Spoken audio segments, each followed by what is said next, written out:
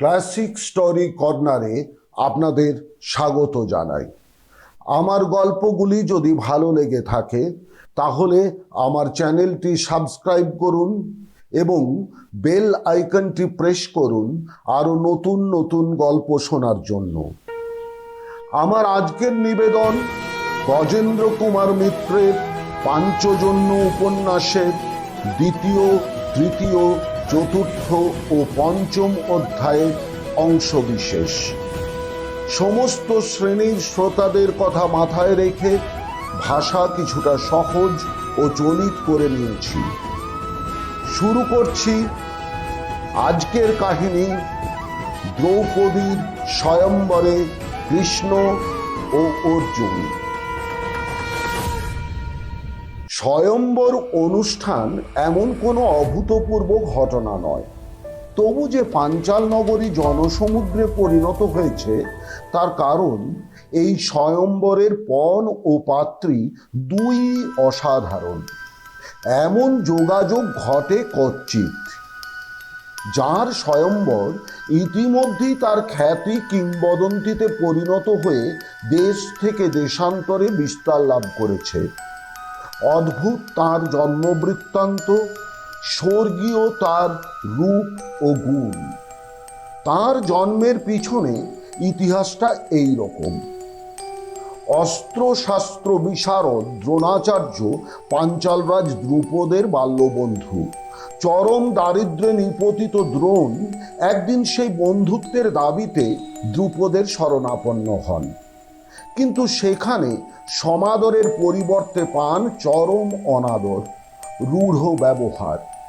ক্রোধাভিভূত আচার্য হস্তিনাপুরে এসে শ্যালক কৃপাচার্যের গৃহে প্রায় অজ্ঞাতবাস করতে থাকেন।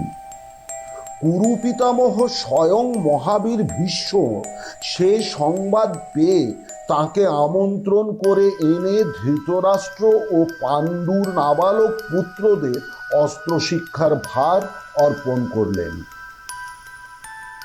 সেই শিক্ষা সমাপ্ত হলে কুমাররা, বিশেষত অর্জুন ও ভীম যখন অজেয় বীরে পরিণত হলেন, তখন দ্রোণ গুরুদক্ষিণা দাবি করলেন। সেই গুরুদক্ষিণা হল দ্রুপদের পরাজয় ও লাঞ্ছনা, এবং তা লাভও করলেন।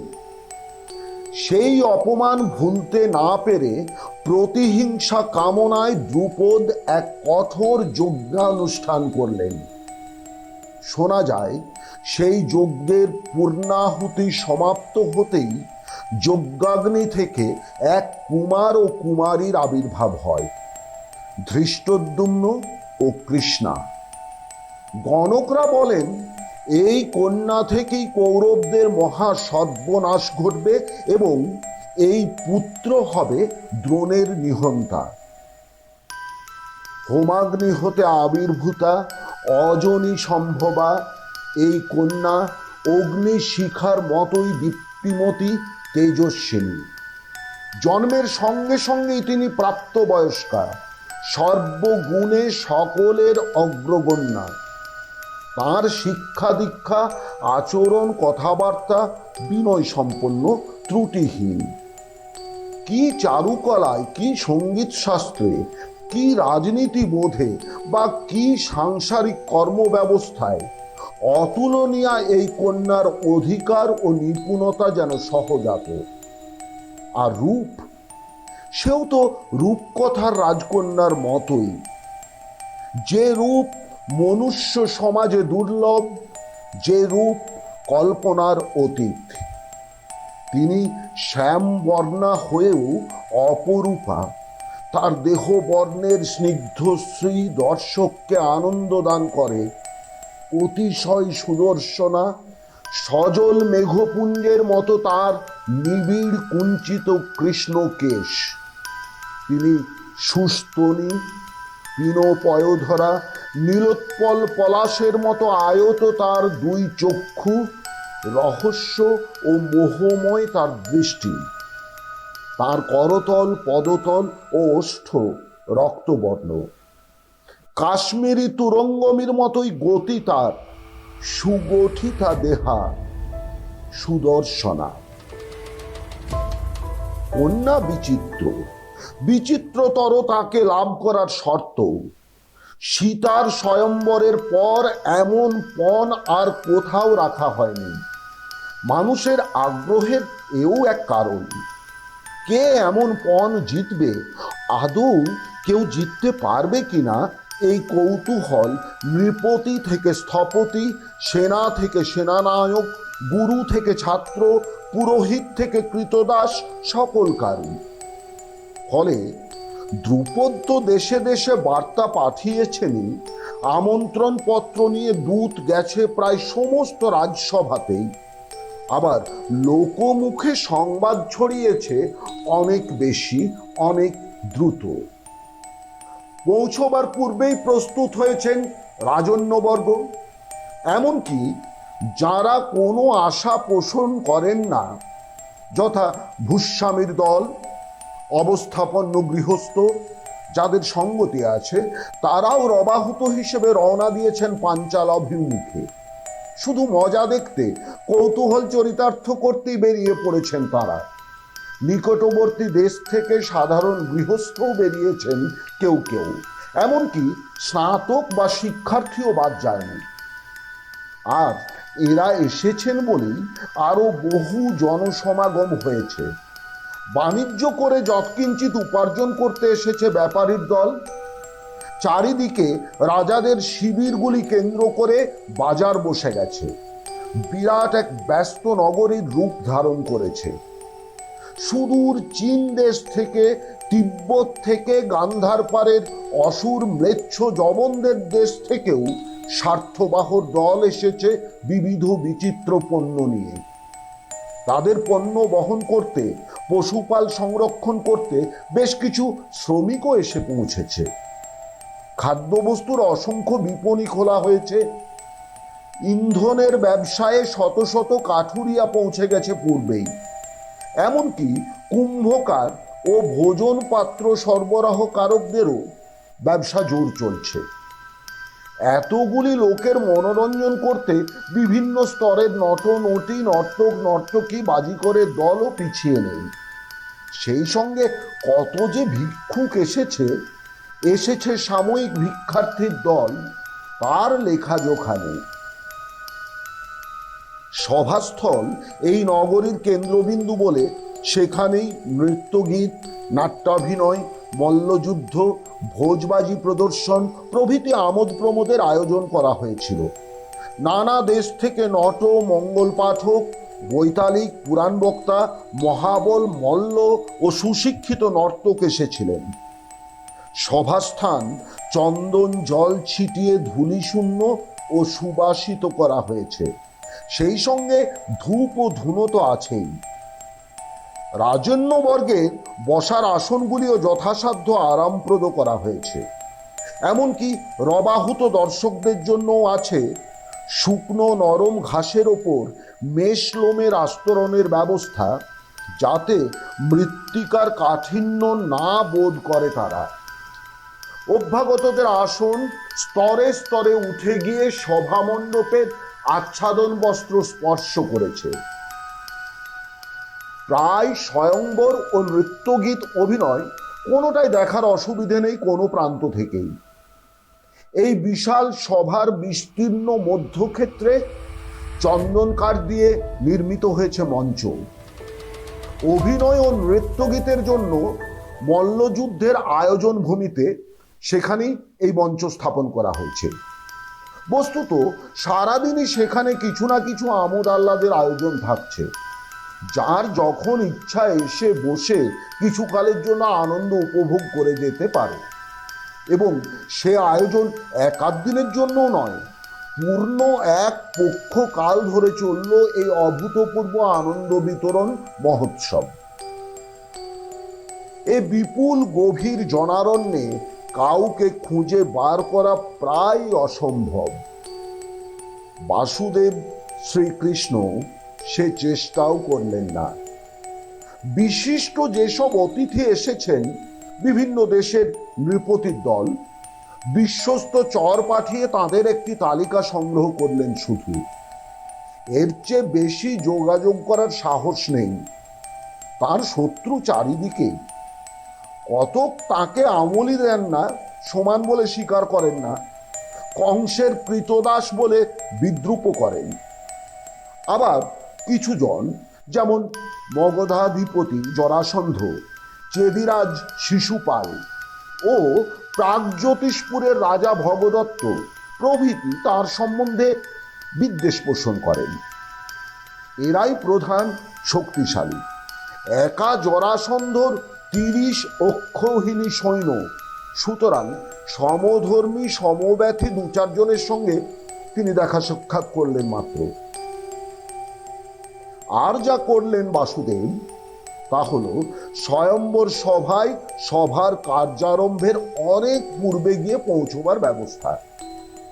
স্বয়ম্বরের কাল নির্দিষ্ট হয়েছিল 2য় প্রহরের মধ্যভাগ, কিন্তু প্রত্যুষ কালেরও পূর্বে বলদেবের ঘুম ভাঙিয়ে তারপরও অবিরাম তাগিদ দিয়ে তার প্রাতকৃত্য স্নান পূজা প্রভৃতি সমাপন করিয়ে সামান্য জলযোগ করে প্রথম প্রহরের অন্তত 4 দণ্ড অবশিষ্ট থাকতেই সভাস্থলে গিয়ে উপস্থিত হলেন। সাধারণ জনতা অবশ্য তার বহু পূর্বেই পৌঁছে গেছে। বোধ করি রাত্রি প্রভাত হবার আগেই এসে বসে আছে কেউ কেউ। মঞ্চের নিকটে দৃষ্টিসীমার মধ্যে আসন পাবার আশায় তারা তাড়াতাড়ি এসেছে। বাসুদেব বা তার অগ্রজ ও জ্ঞাতিদের সে চিন্তা ছিল না। পূর্বাহ্নেই নৃপতিদের মর্যাদা অনুসারে স্থান চিহ্নিত করা হয়েছিল। যাদব ও বৃষ্ণিরাও সেই তালিকার অন্তর্ভুক্ত ছিলেন। শ্রীকৃষ্ণের এত পূর্বে আসার কারণ অন্য। এত বড় চক্রাকার সভায় কে কোথায় বসেছেন, কে কে এসেছেন, কার কতটা সাফল্যের সম্ভাবনা মাত্র একবার চোখ বুলিয়ে দেখে নেওয়া সম্ভব নয়। এক প্রান্ত থেকে বিপরীত অপর প্রান্তের মানুষগুলোকে চিনতে পারাই তো দুরূহ ব্যাপার। পরিচয়ের বিশেষ লক্ষণগুলি লক্ষ্যই হয় না, আর সেভাবে একে একে দেখা সময় সাপেক্ষও বটে। সভা না দেখেও আয়তনটা অনুমান করতে পেরেছিলেন বাসুদেব। সেই কারণেই এত আগে আসা তাঁর, যথেষ্ট সময় থাকতে। নৃপতিদের জন্য 2টি প্রবেশ পথ নির্দিষ্ট ছিল, পূর্ব ও উত্তর দ্বার। শ্রীকৃষ্ণ সেই তোরণ দ্বার দুটির দিকে দৃষ্টি রেখেই কে বা কারা আসছেন লক্ষ্য করতে লাগলেন। এসেছেন ভারতের সর্বপ্রান্তের রাজারাই। ক্ষুদ্র বৃহৎ কোনো দেশ বা রাজ্যই বাদ যায়নি। মদ্র, মৎস্য, প্রাগজ্যোতিষপুর, অন্ধ্র থেকে সুদূর কেরল পর্যন্ত। তবে সকলেই কিছু গণ্য নন। যারা সম্ভাব্য বিজেতা তাদের সম্বন্ধেই কৌতূহল, হিসাব নিকাশ, ভবিষ্যৎবাণী, এমনকি বাজি ধরাও তাদের নিয়েই। বলরামের অত আগ্রহ ছিল না, না থাকার কারণও নেই। সূর্যোদয়ের বহু পূর্বে শয্যাত্যাগ করার ফলে বিগত রাত্রির সুরাপানের জড়তা কাটেনি তখনও। তিনি নিরাসক্ত উদাসীনবৎ চেয়ে বসেছিলেন আর ঘন ঘন হাই তুলছিলেন। কেবল অকস্মাৎ অঙ্গাধিপতি কর্ণ সপারিষদ সভাগৃহে প্রবেশ করতেই তিনি একটু সোজা হয়ে বসলেন। অনুজকে বললেন, ওহো, এই তো কর্ণও এসেছেন দেখছি। কর্ণকে হিসেবে ধরা হয়নি তো। এই আসল লোক, এই কর্ণই লক্ষ্যভেদ করবেন, দেখে নিও। বাসুদেব তখনই কোনো উত্তর দিতে পারলেন না, কারণ ঠিক সেই সময়ই আরেকটি ঘটনা ঘটেছে। অন্তঃপুরের দিকের বস্ত্রাবরণ সরিয়ে কন্যাকে সভায় আনা হয়েছে। এই দ্রৌপদী। বাসুদেব বিস্মিত হন কদাচিৎ। যে কারণে সাধারণ মানুষ বিস্ময় বোধ করে, সে কারণ তার জীবনে বিশেষ ঘটে না। বহু জিনিসই তিনি বহু পূর্বেই অনুমান করে নিতে পারেন। বহু সম্ভাবনা তার আশ্চর্য সহজ বুদ্ধিতে কল্পনা করে নেন। বহু দূর ভবিষ্যতে দৃষ্টি পৌঁছয় তার। মানুষের মনের গহন অন্তঃপুরে তার জ্ঞান ও অভিজ্ঞতার অনায়াস গতিবিধি। কিন্তু আজ তিনিও বিস্মিত হলেন। ঠিক এরকম কখনো ভাবেননি, এমন যে দেখবেন তা ধারণা করেননি। কল্পনা এত দূর পৌঁছয়নি। অজনী সম্ভবা হোমাগ্নি উদ্ভূতা এই কন্যা একেবারে কিশোরী রূপেই এই মর্তে এসেছে, সেটা জানেন বই কি। শ্যামাঙ্গী হলেও অসামান্য অতুলনীয় সুন্দরী, এও শুনেছেন। কিন্তু সব জানা ও শোনার বাইরের বস্তু এ। আজকের এই অভিজ্ঞতা সকল পূর্ব অভিজ্ঞতার অতীত।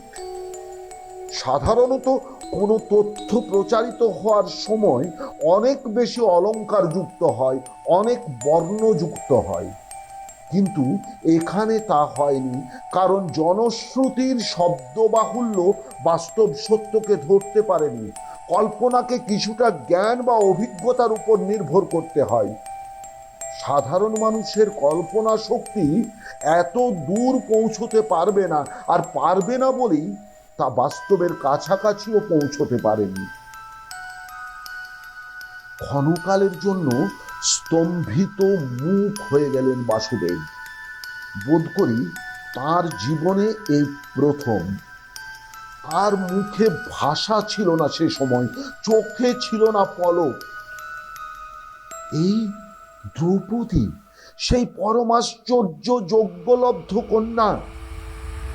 আবারও মনে মনে উচ্চারণ করলেন একবার, রূপ, হ্যাঁ রূপসীও বটে, অসাধারণ, অসামান্য, অপার্থিব রূপসী।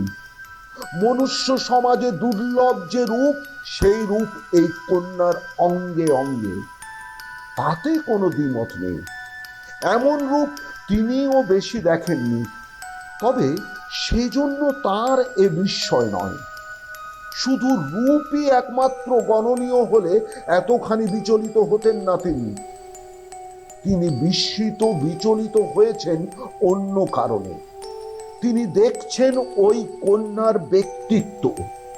এতকাল এত মেয়ে দেখেছেন, বহু নারী বল্লভ বলে একটা অখ্যাতি আছে তার। কিন্তু এমন ব্যক্তিত্ব, মনীষা ও বুদ্ধির এমন দীপ্তি আর কখনো তার চোখে পড়েনি। শুধু আয়ত নীল পদ্ম পলাশের মতো চোখ দুটিতেই নয়, সুকুমার চারু ললাটের ভঙ্গিতেও স্থির তীক্ষ্ণ বুদ্ধি। সেই সঙ্গে কর্তৃত্ব করার, মানুষকে পরিচালন করার সহজাত শক্তি প্রকাশ পাচ্ছে। এ নারী শুধুমাত্র মানবী নয়, দেবীও নয়, এ আরো অনেক কিছু, অন্য কিছু। কোনো পরিচিত বিশেষণে একে বিশেষিত করা যায় না, কোনো বিশেষ বর্ণনায় একে ব্যাখ্যা করা যায় না। আশ্চর্য এই দ্রৌপদী, আরো একবার বললেন বাসুদেব শ্রীকৃষ্ণ মনে মনে। সঙ্গে সঙ্গে মনের কোন প্রত্যন্ত প্রদেশে এক লহমার জন্য একটা হতাশা, ঈর্ষা মিশ্রিত ইপ্সা জাগে যেন। এই মেয়ে যদি তিনি পেতেন, তার উপযুক্ত জীবন সঙ্গিনী হতে পারত, সিংহের সিংহিনী। এ তার কেবলমাত্র বিলাস সহচরী নর্ম সঙ্গিনী হতো না। একে পাশে পেলে এমন একক, এতটা অসহায় বোধ হতো না। উদ্দেশ্য সিদ্ধির জন্য অন্য লোক খুঁজতেও হতো না বাসুদেবকে। কিন্তু ওই এক লহমায় পলককাল মধ্যেই চিন্তাটা মনে উদয় হয়ে মনেই লয় পেল। মনকে কঠোরভাবে শাসন করলেন বাসুদেব। যা হবার নয়, যা হবে না, তা নিয়ে অকারণ মনের মধ্যে একটা অভাব বোধ সৃষ্টি করে লাভ নেই। এ মেয়ে স্রষ্টার বরে সংহার রূপিণী হয়েই জন্মগ্রহণ করেছে। যেখানেই যাক, যার ঘরেই যাক, তার উদ্দেশ্য সিদ্ধ হবে। আর যদি তার অনুমান এবং গণনা ভুল না হয়, পাণ্ডবরা নিশ্চয়ই জীবিত, এবং এই সভায় উপস্থিত থেকে থাকে যদি তারা, তো তাদের ঘরেই যাবে, আর তাতেই কাজ বেশি হবে বাসুদেবের। চিত্তকে সংযত করে প্রকৃতিস্থ হতে কয়েক লহমা সময় লাগলো তাঁর। তারপর তখনও অন্যমনস্কতার ঘোরটা কাটেনি, সেইভাবেই অগ্রজকে উত্তর দিলেন, আপনি কর্ণের কথা বলছিলেন না? কিন্তু এই মেয়েটিকেও আপনি হিসেবে ধরেননি। মেয়েদের আমি যতদূর জানি, এ মেয়ে কখনোই সুতপুত্র কর্ণকে বরণ করবে না, আর কর্ণ যদি সে চেষ্টা করেন তাহলে অকারণেই হাস্যাস্পদ হবেন। তুমি যখন বলছো তখন আর সন্দেহ কি? এ তোমার থেকে মেয়েদের আর বেশি কে জানবে বলো তো? সুযোগ পেয়ে বলদেব আরেকবার বিদ্রুপ শল্যে বিদ্ধ করেন কনিষ্ঠকে। ভাগ্যক্রমে অঙ্গাধিপতির আসন বৃষ্ণিদের আসন থেকে খুব দূরে পড়েনি। কর্ণ চেয়েছিলেন বন্ধু ও পরম উপকারী লজ্জাত্রাতা দুর্যোধনের কাছে থাকবেন, কিন্তু রাজাদের মর্যাদা হিসেবে আসন নির্দিষ্ট হওয়ায় ওকে দূরে পড়তে হয়েছে। অঙ্গ কৌরবদের অনুগত করদ রাজ্য মাত্র। সে দেশের অধিপতি শাসক স্বাধীন সার্বভৌম রাজাদের পংক্তিতে স্থান পেতে পারেন না।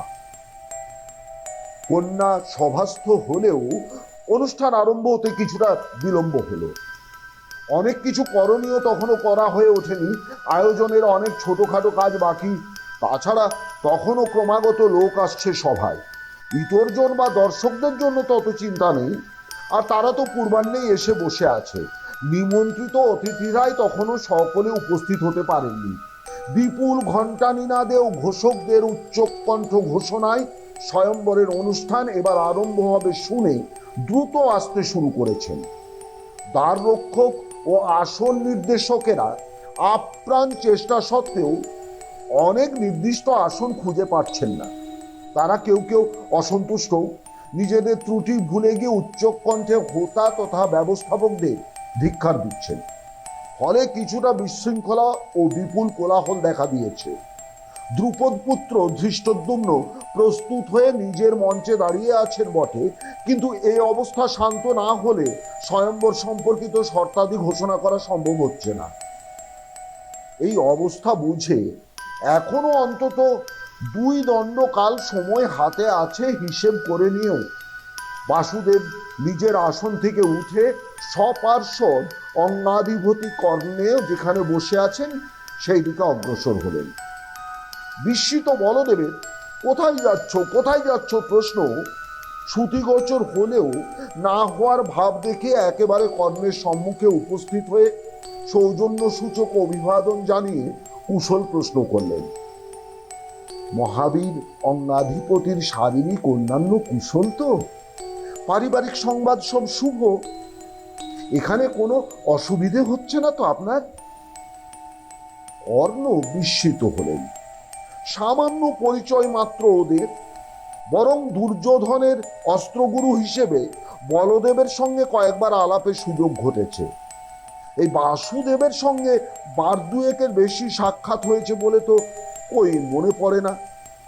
তার এমন আত্মীয়তার কারণ কি? একটু একটু মনে মনে শঙ্কিতও হলেন কর্ণ। এই কপটি ও নিদারুণ ধূর্ত বলে বাসুদেবের একটা দুর্নাম আছে। তার এমন অকারণ গায়ে পড়া অন্তরঙ্গতায় সততই শঙ্কা জাগে মনে। আরো বিস্ময় এই আনত অভিবাদনে। যতই হোক গোপালকদের ঘরে মানুষ হলেও শ্রীকৃষ্ণ যদু বংশের সন্তান। যদু ও বৃষ্ণি বংশ ক্ষত্রিয় বলেই দাবি করেন নিজেদের।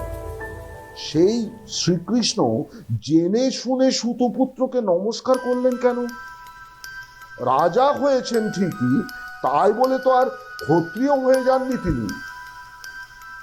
কিন্তু বিস্ময় বা শঙ্কা যতই থাক, ভব্যতায় বা শিষ্টতায় পিছিয়ে থাকা যায় না। কর্ণ উঠে দাঁড়িয়ে প্রতি নমস্কার ও প্রতি কুশল প্রশ্ন করে সমারোহ সহকারে বাসুদেবের দুই হাত ধরে পাশে বসালেন। আসুন আসুন, কি ভাগ্য আপনি অনুগ্রহ করে আমাকে স্মরণ করে এসেছেন। ইঙ্গিত করলে আমি না হয়ে যেতাম। না না, তাতে কি হয়েছে? আপনি বোধহয় বয়স ছাড়া সব বিষয়ই আমার থেকে অগ্রগণ্য। মহাবীরই শুধু নন, আপনি মহান মানুষ। আপনার অকুণ্ঠ দানের কাহিনী, পরোপকার ও জনসেবার বিবরণ আজ সমগ্র ভারতে বিদিত। ছি ছি, কর্ণ বললেন, ওসব কথা বলে লজ্জা দেবেন না। আমার সাধ্য নিতান্তই সীমিত, নগণ্য। আপনি বয়সেও জ্যেষ্ঠ, বিদ্যায় বুদ্ধিতে রাজনীতিতে সর্বত্রই আপনার প্রজ্ঞা স্বীকৃত, আপনার প্রতিভা সর্বজন বিদিত। আপনি আমাকে স্মরণ রেখেছেন, এতেই আমি বাধিত, ধন্য হয়েছি। এখন আপনাদের কথা বলুন। আচার্য বলদেব সুস্থ প্রসন্ন আছেন তো? তার কি আমাকে স্মরণ আছে? বিলক্ষণ, আরে সেই কথাই তো আপনাকে বলতে এলাম। তিনি আপনাকে মনে রেখেছেন শুধু নয়, আপনার ওপর তার অগাধ আস্থা। আপনি সভাগৃহে প্রবেশ করা মাত্র আর্য বলদেব বলেছেন, এই একমাত্র ব্যক্তি যে আজকের এই দুরূহ পণ জিততে পারে। আর তো কাকেও দেখছি না। এই সুরবন্দিতা দেবাংশ জাতা কন্যা অঙ্গাধিপতির কণ্ঠেই বরমাল্য অর্পণ করবে। আমি? বলদেব আমার কথা বলেছেন? সে কি? আনন্দে ও অকপট বিস্ময়ে কর্ণ প্রায় আসন ছেড়ে ওঠার উপক্রম করেন। কি বলছেন আপনি? পরিহাস করছেন বোধ হয়। শ্রীকৃষ্ণ ভ্রু কুঞ্চিত করে মুখে ও দৃষ্টিতে অকপট বিস্ময়ের ভাব এনে বললেন, কেন? একথা আপনার মনে এলো কেন? নিজেদের মধ্যে অযথা বিনয় করে কোনো লাভ নেই। আপনিই বলুন, আপনার চেয়ে শ্রেষ্ঠ ধনুর্বিদ এই সভাতে আর কে আছেন? বলশালী ঐশ্বর্যবান সুযোদ্ধা হয়তো আরো অনেকে আছেন, কিন্তু এখানে অন্য দৈহিক শক্তি বা যুদ্ধ কৌশল প্রকাশের সুযোগ কোথায়? ধনুর্বাণে যে একান্ত নিপুণ, সেই শুধু এ পণ জিততে পারে। অর্জুন জীবিত থাকলেও কথা ছিল, এই সভা মধ্যে জামোদ্দগ্ন শিষ্য কর্ণ ব্যতীত আর তো কোনো সম্ভাব্য বিজেতাকে আমি অন্তত দেখছি না। অর্জুন শব্দটা শোনার সঙ্গে সঙ্গে একবার কর্ণর মুখমণ্ডল ভ্রুকুটিবদ্ধ ও আরক্তিম হয়ে উঠেছিল, কিন্তু সে কয়েক পলকের জন্য।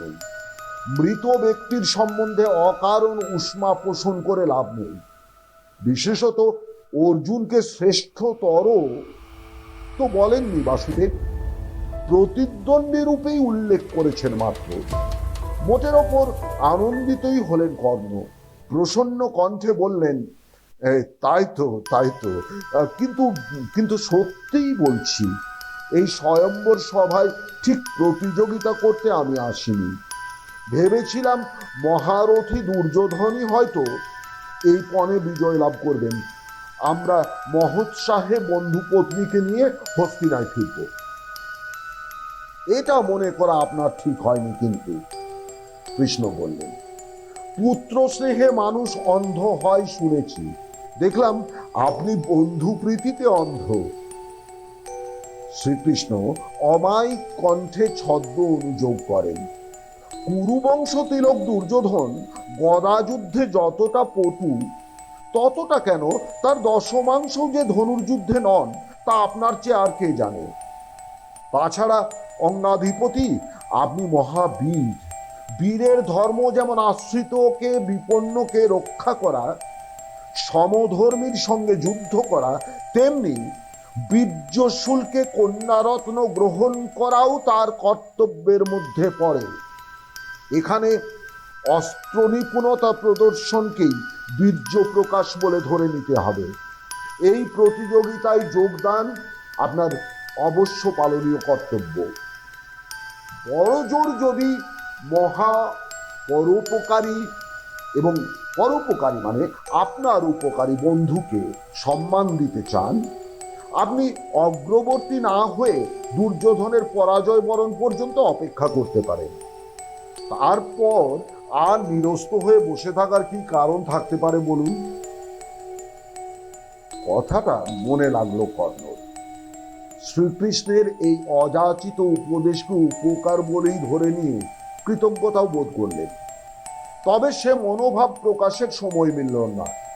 তখন সভাগৃহ কতকটা শান্ত হয়েছে। ধৃষ্টদ্যুম্ন ইঙ্গিত করে জানাচ্ছেন যে এবার তিনি তার ঘোষণা শুরু করবেন।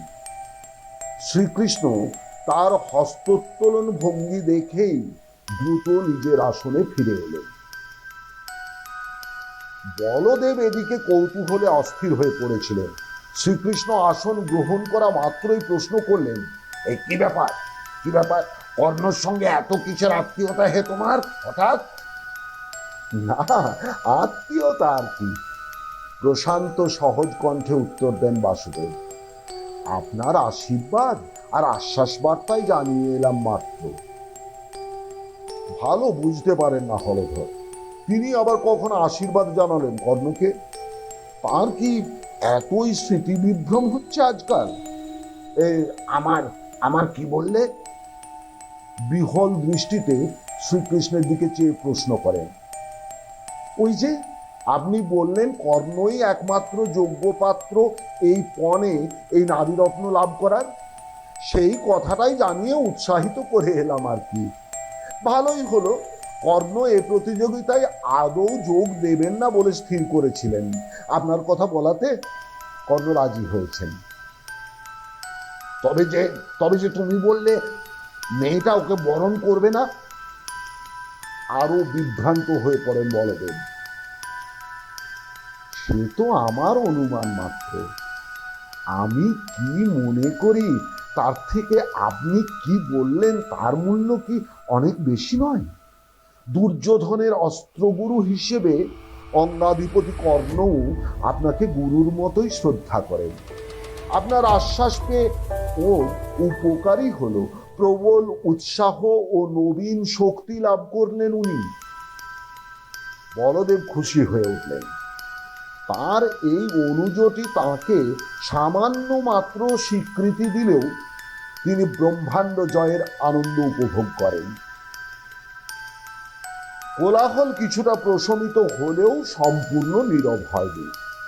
তাই ধৃষ্টদ্যুম্নর ঘোষণা প্রথম দিকটায় সম্পূর্ণ শোনা গেল না। তা বুঝে তিনি ক্রমাগত আরো 3 দিকে মুখ করে তার পুনরুক্তি করলেন। বললেন, আপনারা দয়া করে লক্ষ্য করুন, ঊর্ধ্বে ওই সভা ভবনের একেবারে সর্বোচ্চ বিন্দুতে একটি লক্ষ্য বস্তু স্থাপিত হয়েছে। তার নিচে চক্রাকার একটি যন্ত্র আছে। আর এই দেখছেন বৃহদাকার এই ধনু এবং 5টি স্বর। যিনি এই ঘূর্ণমান চক্রের ছিদ্রপথে এই 5টি স্বর নিক্ষেপ করে ওই লক্ষ্য ভেদ করবেন, আমার ভগ্নী দ্রুপদ রাজকন্যা কৃষ্ণা তাকেই পতিত্বে বরণ করবেন। ঘোষণা শেষ হলে কুমার ধৃষ্টদ্যুম্ন দ্রৌপদীর কাছে সমবেত প্রধান প্রধান নৃপতিদের পরিচয় দিয়ে নীরব হলেন। অতঃপর আবার সভা মধ্যে এক বিপুল কোলাহল উঠল। দর্শকরা হিসাব করতে বসলেন কার কতটা সম্ভাবনা। কেউ কেউ এমনও বললেন, রাজা দ্রুপদের এই কন্যার অন্য গৃহে যাওয়ার কোনো ইচ্ছাই নেই বলে এমন কঠিন পণ রেখেছেন। কেউ বা সমর্থনও করলেন পাঞ্চাল রাজকে। আরে এমন কন্যা যে পেতে চায় তাকে নিজের যোগ্যতার প্রমাণ দিতে হবে বই কি।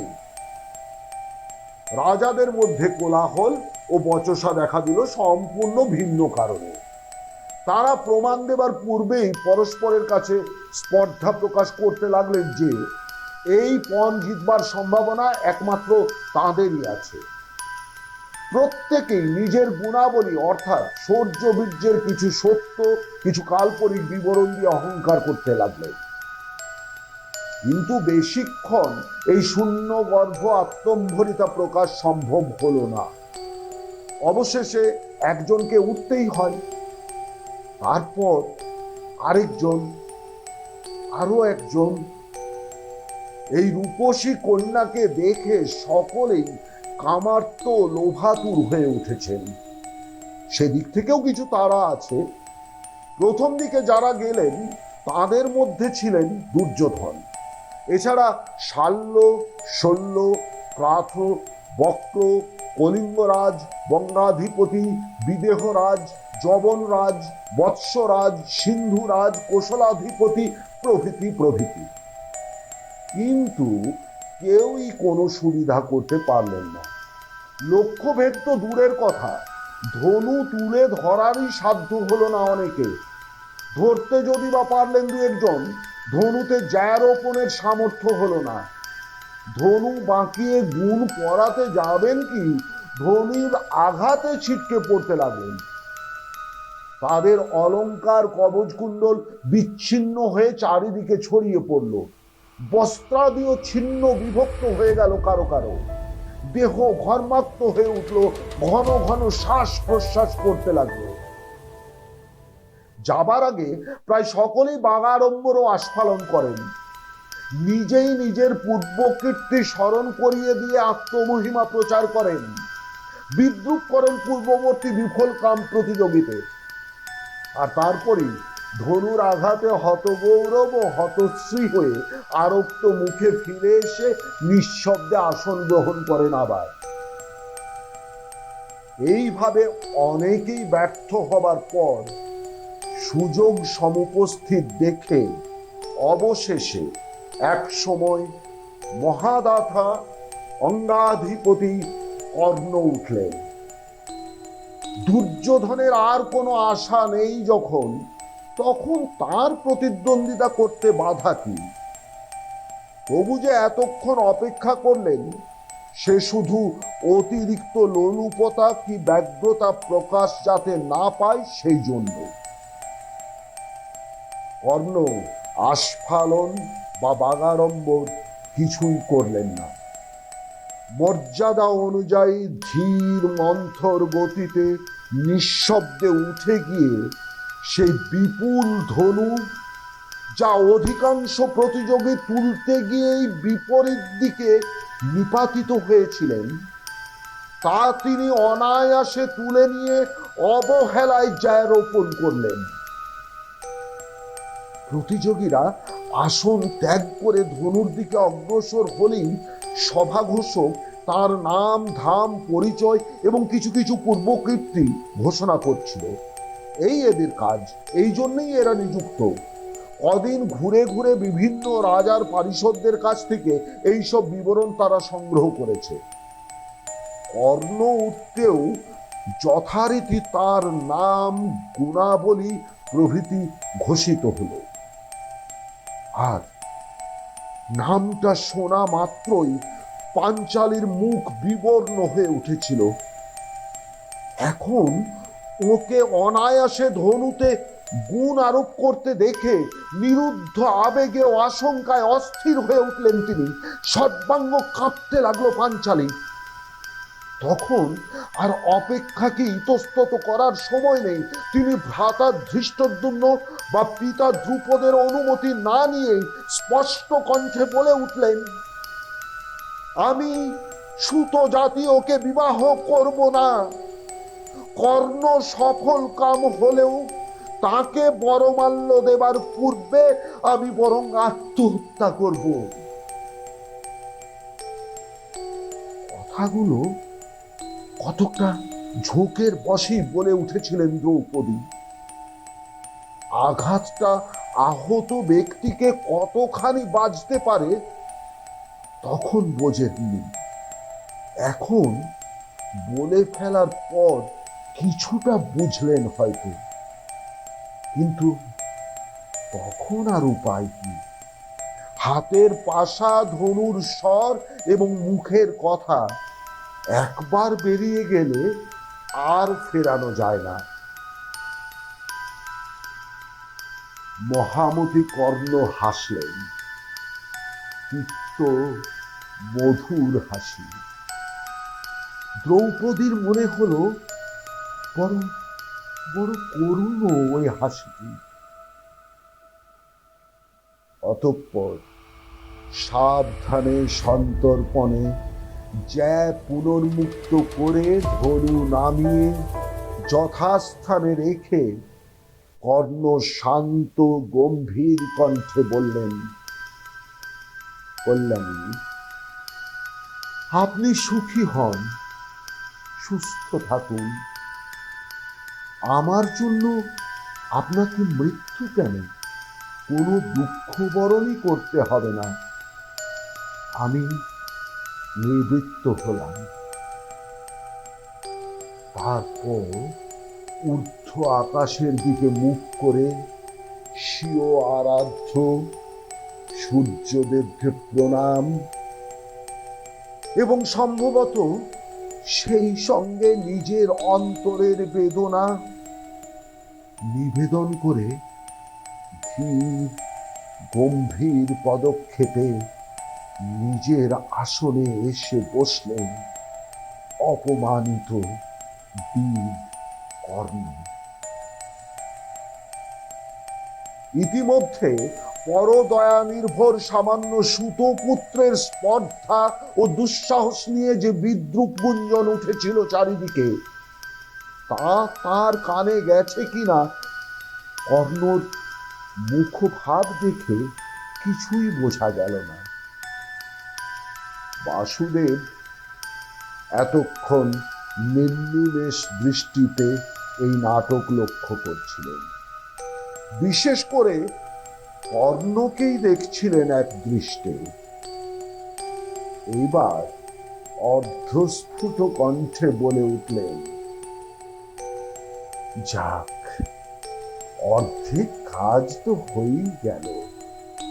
কর্ণ চিরশত্রু হয়ে রইল পাঞ্চালদের। এ দাগ কখনোই মুছবে না ওর মন থেকে। ইচ্ছা ও ইপ্সার অভাব নেই, তবু সংকোচ ও শঙ্কা যেন কাটতে চায় না।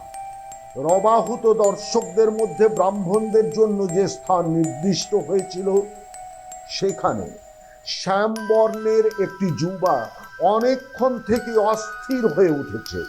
তার দুই হাতে, বাহুতে এবং স্কন্ধের মাংসপেশিতে একটা একটা আক্ষেপ জেগেছে। অতি সহজ কাজ চোখের সামনে অপরকে পণ্ড করতে দেখলে কর্মঠ লোকের যেমন অসহ্য লাগে, এই তরুণ ব্রাহ্মণটিরও যেন তেমনি অসহ্য বোধ হচ্ছে মনে হলো। এই অস্থিরতা ওর কিসের, তা এতক্ষণে অনেকেই বুঝেছে। বেশিরভাগ লোকই বিদ্রুপ করছে ও অযাচিতভাবে তাকে শান্ত হতে উপদেশ দিচ্ছে।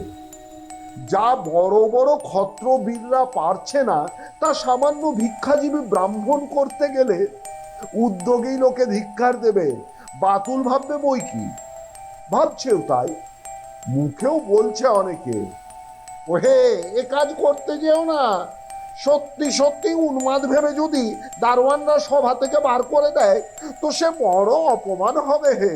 সমগ্র ব্রাহ্মণ সমাজই উপহাসিত হবে সেক্ষেত্রে।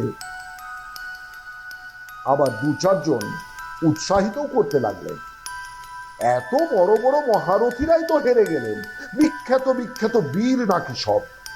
তা তাদের যদি এ প্রচেষ্টা বাতুলতা না হয়, দরিদ্র ব্রাহ্মণ বলি ওকে উন্মাদ ভাববে আর সভা থেকে বার করে দেবে কেন?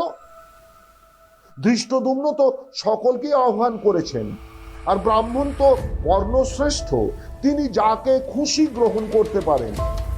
ক্ষত্রিয়ের মেয়ে তাতে কি, স্ত্রী রত্নং দুষ্কুলাদপি।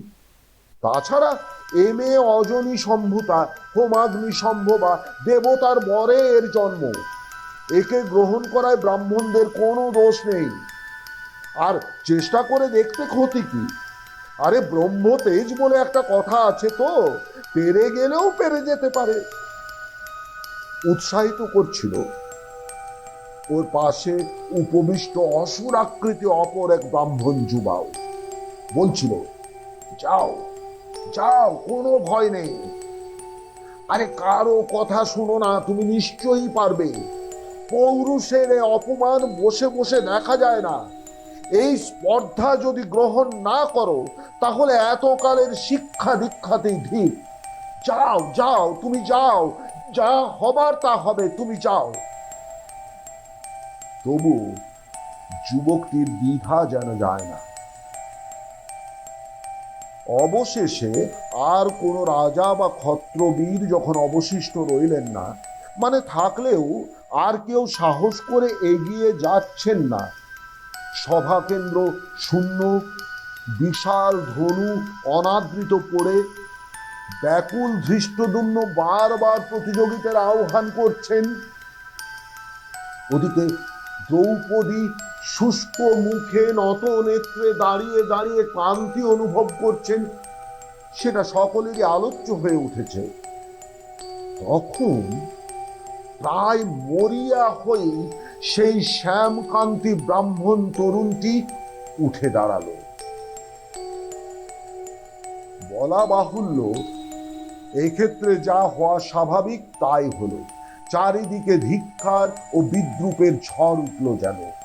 গুঞ্জন ক্রমে কোলাহলের আকার ধারণ করলো। এই বামন হয়ে চাঁদ নয়, এ সূর্যে হাত বাড়াতে চাই হে, কেই অর্বাচীন, এ ধৃষ্টতার দুঃসাহস তো কম নয়। ধিক্কার ও উপহাসের তরঙ্গ উঠল ও নিজের সমাজ ব্রাহ্মণদের মধ্যেই আরো বেশি যেন। অনেকেই বেশ সরব হয়ে উঠল, বলতে লাগলো, আরে বসে পড়ো বসে পড়ো, আর লোক হাসিও না। বলি পাগল নাকি এ ছোকরা, আরে বার করে দিক না কেউ ওকে এখান থেকে, এই দারোয়ানরা কি করছে সব। আবার কেউ কেউ বললে, না হে, বড়ই বিয়োগান্ত হয়ে যাচ্ছিল ব্যাপারটা, এবার একজন হাস্যরসিকের মঞ্চে আগমন করাই প্রয়োজন। সে কাজটা এর দ্বারাই হয়ে যাবে না, ভালোই তো নাকি বলো। এতক্ষণ কোনো স্পষ্ট প্রতিকূলতা না থাকা সত্ত্বেও যে রাজ্যের দ্বিধা, লজ্জা ও জড়তা ওকে বাধা দিচ্ছিল, এই প্রবল সোচ্চার ধিক্কারে তা যেন নিঃশেষে কেটে গেল। কঠিন হয়ে উঠল যুবার মুখ, কঠিন হয়ে উঠল তার দুই বাহু ও স্কন্ধের পেশি। একবার ভ্রুকুটিবদ্ধ প্রজ্বলন্ত দৃষ্টিতে সমালোচনাকারীদের দিকে তাকিয়ে দৃঢ় পদক্ষেপে এগিয়ে গেল ওই ধনুর্বেদীর দিকে। এতক্ষণ মাটিতে খেজুর পাতার আসনে বসেছিল বলে অতটা দেখা যায়নি। এখন বেদির কাছে গিয়ে উত্তরীয়টি কোমরে বেঁধে অনাবৃত ঊর্ধ্ব দেহে ঋজু হয়ে দাঁড়াতে বিদ্রুপ নিন্দাবানের কোলাহল সহসা যেন স্তব্ধ হয়ে এলো। শ্যামবর্ণ হোক, সুগঠিত দেহ এবং দৃপ্ত পৌরুষে এখন যেন বেশ সুপুরুষ বলে মনে হচ্ছে যুবকটিকে। আর আর খুব একটা অনধিকারী বলেও বোধ হচ্ছে না। যে কাজ সে করতে এসেছে তার কিছুটা গুরুত্ব বোঝে বলেও মনে হচ্ছে ওর ভাবভঙ্গি দেখে। এদিকে পাঞ্চাল রাজনন্দিনী কৃষ্ণাক্রান্ত কৌতূহল ও কিঞ্চিত তাচ্ছিল্য ভরে মুখ তুলে চেয়েছিলেন, কিন্তু অকস্মাৎ তারও ভাবান্তর ঘটল একটা। নিমেষ পুনর্বার পড়ার আগেই নীল পদ্ম পলাশের মতো চোখ দুটির দৃষ্টি এই দিন বেশি শ্যামবর্ণ তরুণ ব্রাহ্মণকে দেখে মুগ্ধ হয়ে এলো। পলক পড়লও না কিছুক্ষণ, নির্নিমেষ নেত্র যেন স্থির হয়ে গেল এই প্রতিযোগীর কান্তিতে। তার বুকের মধ্যে আবারও এক আবেগের ও আশঙ্কার তুফান উঠল, তবে সে ভিন্ন কারণে। কর্ণকে দেখে আশঙ্কা হয়েছিল যদি যদি জয়লাভ করে ফেলে। আর এখন এখন ভয় হতে লাগলো যদি এ পণ জিততে না পারে। ব্যাকুল চিত্ত বারবার মস্তিষ্কের দুয়ারে মাথা কুটতে লাগলো। কোন রকমে কোনো অছিলায় এখন শর্তটাকে একটু একটু সহজসাধ্য করে দেওয়ার উপায় কোনো কিছু নেই কি? আরো একজনের দৃষ্টি উজ্জ্বল ও মুগ্ধ হয়ে উঠেছিল এই দুঃসাহসী চন্দ্রলোভী বামনবৎ ব্রাহ্মণকে দেখে। তিনি হলেন বাসুদেব শ্রীকৃষ্ণ। তিনিও উত্তেজিত হয়ে উঠে দাঁড়িয়েছিলেন ওকে দেখা মাত্রই। পিছন দিক থেকে অসহিষ্ণু অনুযোগ উঠতে বসে পড়তে বাধ্য হলেন, কিন্তু তার আনন্দ অস্থিরতা চাপা রইল না। ভাগ্যে সকলের দৃষ্টি তখন ওই ব্রাহ্মণ যুবকটির উপরই নিবদ্ধ ছিল, নইলে নইলে সকলে তাকে বাতুল ভাবত। যুবকটি দৃঢ় প্রত্যয়ের সঙ্গে ধনুর্বেদী পর্যন্ত এগিয়ে গেলেও অকারণ ব্যস্ততা বা অশোভন আগ্রহ দেখালেন না। মনে হলো কৃতিত্ব দেখিয়ে বাহাবা পাওয়ার জন্য তিনি উৎসব নন, বরং ধনুর সামনে এসে কিছুক্ষণ স্থির হয়ে দাঁড়িয়ে রইলেন, যেন স্বেচ্ছা আরোপিত এই দুরূহ কাজের গুরুত্বটা তিনি বুঝে নিলেন মনে মনে। তারপর সেই বেদী প্রদক্ষিণ করে দেবাদিদেব মহাদেবকে স্মরণ করলেন। যুক্ত করে ললাট স্পর্শ করে তাকে প্রণাম জানিয়ে অবলীলাক্রমে ধনুটি তুলে নিলেন। তারপর তাতে জ্যারোপণ ও স্বর্নিক্ষেপ কাজটা এত দ্রুত ঘটল যে লোকে ভালো করে দেখতেও পেল না। চোখের পলক ফেলতে না ফেলতে সকলে দেখলো প্রায় একসঙ্গে 5টি স্বর বিদ্ধ হবার ফলে লক্ষ্য বস্তুটি খণ্ড বিখণ্ডিত হয়ে মাটিতে ছড়িয়ে পড়েছে। এ যেন কোথা দিয়ে কি হয়ে গেল। তারপর যে তুমুল কাণ্ডটা হলো এর জন্য বোধহয় যুবকটিও প্রস্তুত ছিল না। সভা মধ্যে বিপুল কোলাহল উঠল, তার মধ্যে হর্ষধ্বনি বেশি। ব্রাহ্মণদের তো কথাই নেই, উঠে দাঁড়িয়ে কমণ্ডল উত্তরীয় অজিনাসন যার যা সম্বল সেইগুলি আন্দোলিত করে হর্ষোচ্ছ্বাস প্রকাশ করতে লাগলেন। উপর থেকে বিজয়ী বীরের মাথায় পুষ্প বৃষ্টি হতে লাগলো। বাদ্যকররা তুর্য দামামা প্রভৃতি বাজাতে শুরু করলেন। সুতমাগধগণ স্তুতিপাঠ করতে লাগলো। কেবল রাজন্যবর্গ এবং তাদের পারিষদ অনুচররা প্রথমটায় হতচকিত বিহ্বল হয়ে গেলেন। পরে ঘটনাটা সম্পূর্ণ উপলব্ধি করে লজ্জায় অপমানে মাথা নত করলেন। এর মধ্যে কেউ হয়তো তেমন লক্ষ্য করলেন না, বাসুদেব শ্রীকৃষ্ণ তাকিয়ে দেখলেন প্রবল আবেগে পাঞ্চাল তনয়া কৃষ্ণার যেন সুরাপাইর মতো ঈষৎ একটু মত্ততা এসেছে। তার পা টলছে, সমস্ত শরীরই আন্দোলিত হচ্ছে প্রথম উত্তরের বাতাস লাগা ধান শীষের মতোই। কৃষ্ণা এক দৃষ্টে বিজয়ী বীরের দিকে তাকিয়ে আছেন। তার সেই আয়ত নীল দুটি চোখে দৃষ্টির সমুদ্র যেন উত্তাল হয়ে উঠেছে।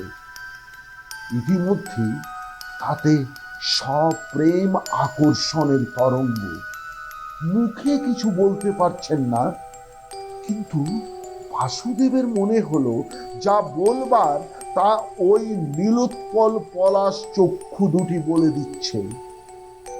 অনেক কথাই বলা হয়ে যাচ্ছে সেই সলজ্জ নীরবতায়।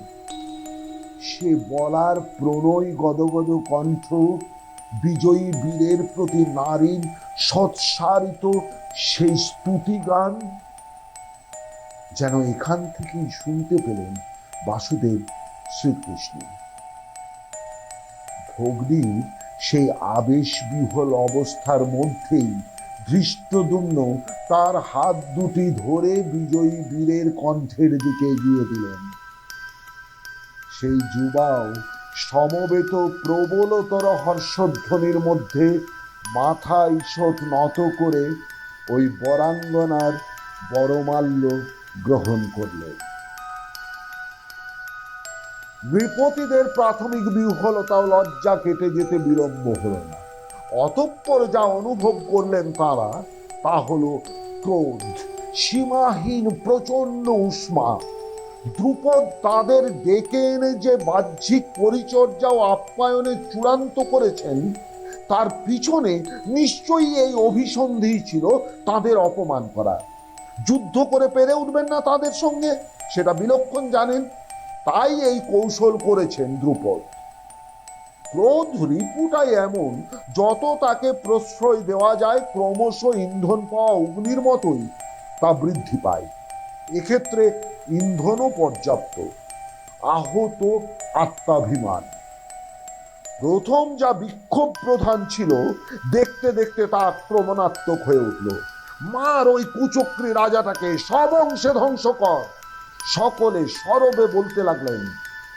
ব্রাহ্মণকে বধ করা সম্ভব নয়, না হলে ওই ধৃষ্টতাকেও সমুচিত প্রতিফল দিতেন তারা। এখন আসল নাট্যের যে গুরু, সেই দ্রুপদকে বধ করে ওরা নিজেদের অপমানের শোধ তুলবে। মানুষ যা করতে ইচ্ছা করে তার সপক্ষে যুক্তির অভাব হয় না। দুর্যোধন প্রভৃতি রাজারা বলতে লাগলেন, ক্ষত্রিয় রাজকন্যার স্বয়ম্বরে ক্ষত্রিয় এবং নৃপতিদেরই অধিকার, ব্রাহ্মণ তো এর মধ্যে গণ্য হতেই পারে না। আর এই যদি আমরা নীরবে সহ্য করি, তো আমাদের ক্ষাত্র শক্তিতেই ধিক। ওই কন্যা যদি এখনো আমাদের কাউকে বরণ করে, তো আমরা ছেড়ে দিতে রাজি আছি দ্রুপদকে। না হলে আগে ওই মেয়েটাকে পুড়িয়ে মারবো, তারপর পাঞ্চাল রাজবংশের সকলকে শেষ করব। দ্রুপদের এক প্রকার বিহ্বল অবস্থা তখন। কিন্তু সেই যে বলিষ্ঠ যুবকটি এই বিজয়ী তরুণের পাশে বসেছিল এবং ইতিপূর্বে যথেষ্ট উৎসাহ দিয়েছে তাকে প্রতিযোগিতায় যোগদানের জন্য, সে এবার উত্তরীয় খানা কোমরবন্ধ হিসাবে বেঁধে উঠে দাঁড়ালো। তারও হাতে অস্ত্র নেই, কিন্তু তাতে বিশেষ বাধা হলো না। এদিক ওদিক চেয়ে দেখে সামনেই একটা শাল গাছ ছিল। সবলে সেটিকে উপড়ে নিয়ে শুধু হাতে করেই যেন পলককালের মধ্যে তার শাখা প্রশাখা মুক্ত করে দণ্ডের মতো বাগিয়ে ধরল। ক্ষত্রিয় রাজারা ততক্ষণে নিজেদের আসন ছেড়ে এগিয়ে এসেছেন, কিন্তু দেখা গেল তাদের পক্ষে সকলেই যে এই অসূয়া ও আশাভঙ্গজনিত আক্রমণ সমর্থন করেন তা নয়। বলদেব বললেন, এই কি আশ্চর্য, ছেলেটি নিজের শক্তিতে পণ জিতেছে। আরে দ্রুপদের শর্তই ছিল যে যে জিতবে তাকেই মাল্য দেবেন তার কন্যা। এ তো জেনে শুনেই এসেছে সকলে। একজন জিতবে, বাকি সকলেই বিফল হবে, এও তো জানাই। এই কর্ণকে যে প্রত্যাখ্যান করেছে সেটা বরং ওই কন্যার অন্যায়। প্রতিবাদ করতে হলে তখনই করা উচিত ছিল। এখন এই বেচারার ওপর এমন খড়গহস্ত হয়ে ওঠার কারণ কি? চলো চলো বাসুদেব, আমরা ওই ব্রাহ্মণ বালক দুটিকে রক্ষা করিবে। তিনি বলতে বলতে এগিয়েই যাচ্ছিল। শ্রীকৃষ্ণ তার হাত ধরে তাকে নিরস্ত করলেন। বলদেব এবার ক্রুদ্ধ হয়ে উঠলেন, বললেন, তবে তবে অত্যাচার অবিচার নীরবে দাঁড়িয়ে দেখবে, কিছুই করবে না তুমি? আমাদের কিছুই করতে হবে না আর্য। বাসুদেব সবিনয়ে অথচ প্রচ্ছন্ন কৌতুক ভরা কণ্ঠে উত্তর দিলেন, যাহা করবার তা ওই যুবক দুটিই করবে। আরে ওরা তো বালক মাত্র, যতই গায়ে জোর থাক এতগুলি বীর যোদ্ধার সঙ্গে পেরে উঠবে কেন? বলদেব ভ্রুকুটি করে প্রশ্ন করেন, ভাইয়ের কথার যথার্থ অর্থটা বোঝবার চেষ্টাও করেন। ওরা বালক, কিন্তু সাধারণ বালক তো নয়। আপনি কি ওদের চিনতে পারেননি? চিনতে? ওই না তো, কে ওরা? তা তুমি চেনো নাকি? বলদেব বিহ্বল ভাবে প্রশ্ন করেন। সত্যিই চিনতে পারেননি? আশ্চর্য। বাসুদেব যেন এতটা অজ্ঞতা জ্যেষ্ঠের কাছে আশা করেননি। এমনি ভাবে উত্তর দিলেন, যে লক্ষ্য ভেদ করলো সে তৃতীয় পাণ্ডব অর্জুন, আর ওই মল্লযোদ্ধার মতো একটি গাছ হাতে প্রস্তুত হয়ে সেই ভীম, আপনার আমাদের পিতৃশশা পুত্র। সে কি? তারা তো মৃত, বারণাবতে পুড়ে মরেছে, বিহ্বল কণ্ঠে প্রশ্ন করেন বলদেব। বারণাবতের যতুগৃহে ওদের মৃত্যু ঘটেছে, এ কি আপনি সত্যিই বিশ্বাস করেছিলেন নাকি? অত সহজে ওদের বধ করা যাবে না। ওই রকম সামান্য ইতর জীবের মতো অপঘাতে মৃত্যুর জন্য ওরা জন্মগ্রহণ করেনি। তা এ তুমি জানতে? বলদেব প্রশ্ন করেন। জানতুম বই কি। ওই ওই চেয়ে দেখুন মহাধনুর্ধর কর্ণের দুরবস্থাটা দেখুন। চুম্বক যেমন করে লোহাকে আকর্ষণ করে, তেমনি বোধ হয় অর্জুনও কর্ণকে আকর্ষণ করেছিলেন, অথবা ভেবেছিলেন সমরে অনভিজ্ঞ ব্রাহ্মণদের মধ্যে এই ধনুর্বীর ছাড়া তার আক্রমণের যোগ্য আর কেউ নেই। অবশ্য তাকেও যথেষ্ট বলে মনে করেননি প্রথমটায়, একটু যেন অবহেলার সঙ্গেই কর্ণ ধনুতে স্বরযোজনা করতে গেছিলেন। সুতরাং বিস্ময়টাই তাকে অধিকতর বিমূঢ় করে দিল। অর্জুনের সঙ্গে ধনুক ছিল না, ভিক্ষুক ব্রাহ্মণের বেশে এসেছেন, কিন্তু লক্ষ্যভেদের ধনুক তো পড়েই আছে। তিনি চোখের নিমেষে ধৃষ্টদ্যুম্নের তুন থেকে কিছু স্বর সংগ্রহ করে কর্ণ ভালো করে ধনুকটা বাগিয়ে ধরার আগেই তার সেটাকে কেটে দুখানা করে দিলেন। কর্ণ আবারও তার অনুচরের কাছ থেকে একটি ধনু নিয়ে স্বরযোজনা করতে যাবেন, আবারও সেই অবস্থা। এইবার কর্ণের কিছু চৈতন্যোদয় হল। তিনি বিস্মিত হয়ে প্রশ্ন করলেন, ব্রাহ্মণ, তুমি কে? সত্য করে বলো দেখি।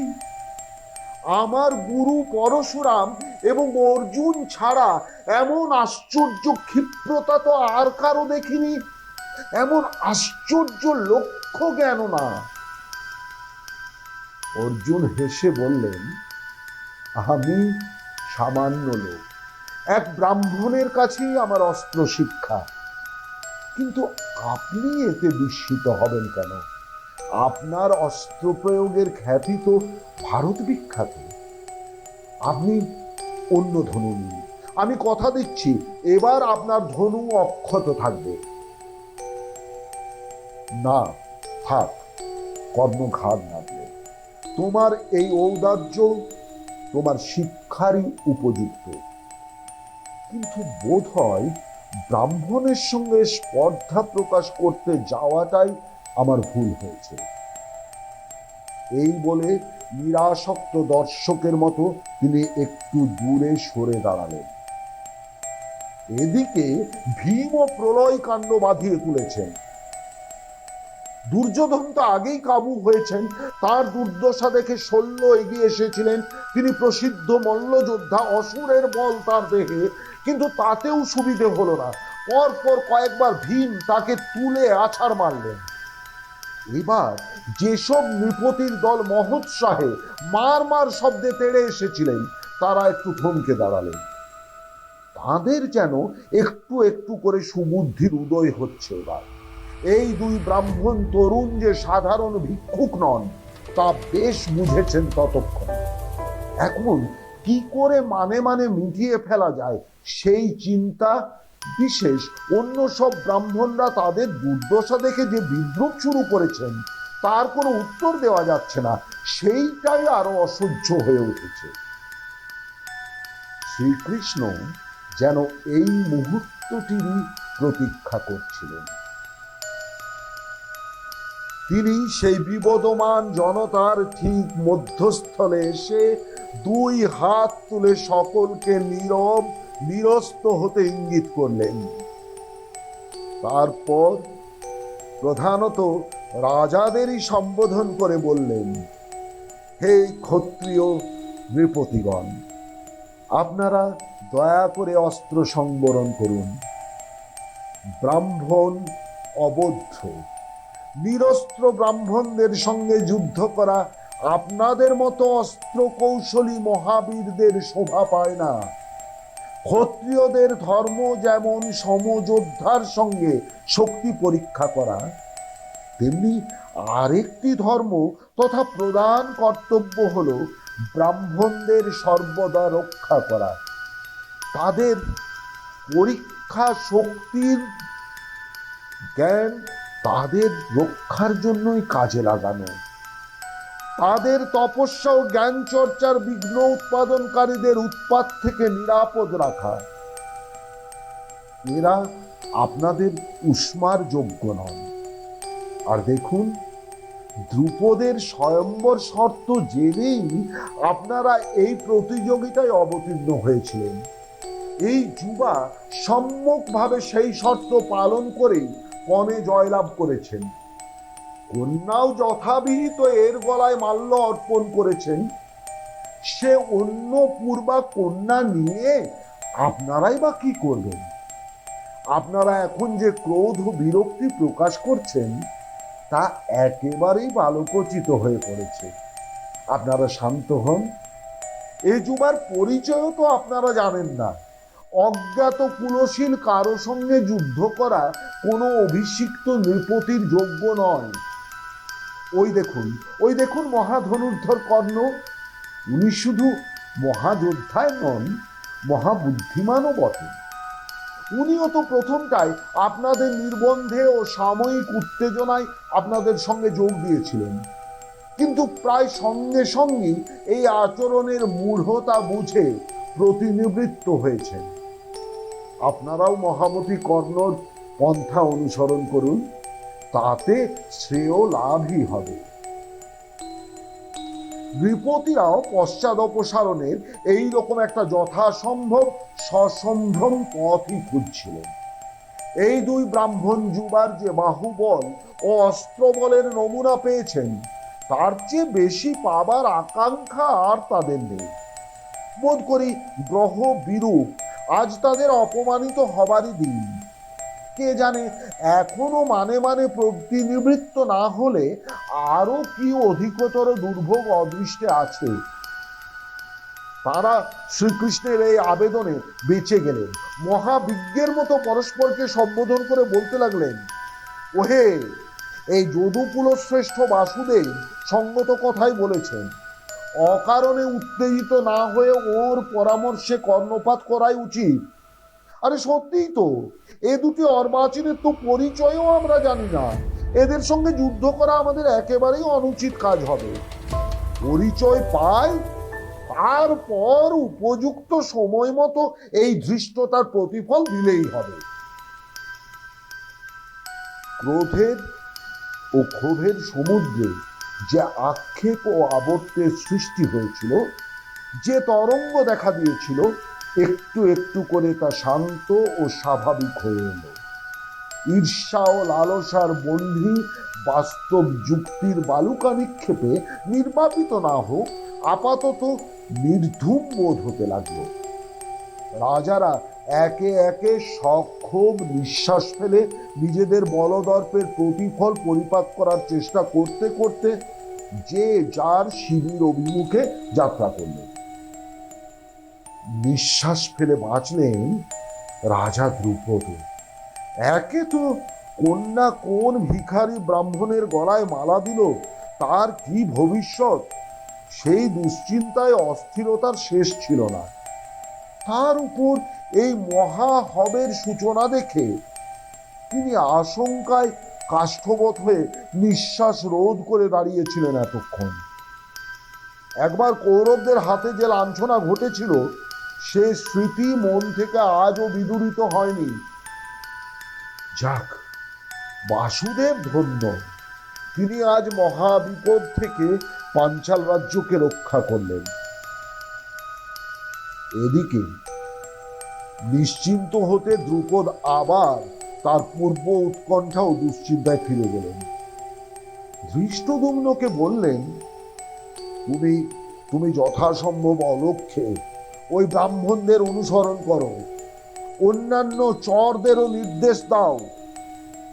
কৃষ্ণাকে ওরা কোথায় নিয়ে গিয়ে তোলে, ওদের ওদের অবস্থাই বা কিরকম, এটা না জানা পর্যন্ত আমার কোনো স্বস্তি নেই।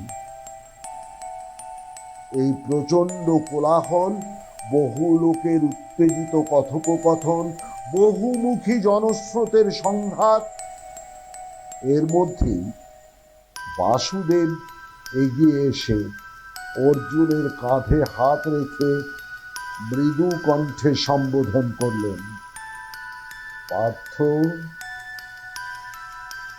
তারপর অর্জুন যৎপরণাস্তে বিস্মিত হয়ে ফিরে তাকাতেই তিনি নিম্ন কণ্ঠে বললেন, আমি তোমার মাতুল পুত্র যদুবংশজাত বাসুদেব।